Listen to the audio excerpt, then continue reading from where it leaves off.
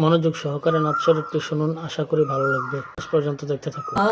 যেদিন দিদার হবে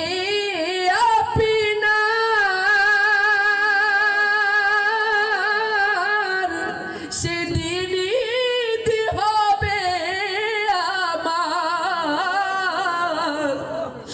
যেদিন দিদার ইয়া রাসূলুল্লাহ, যেদিন দিদার হবে আপনার,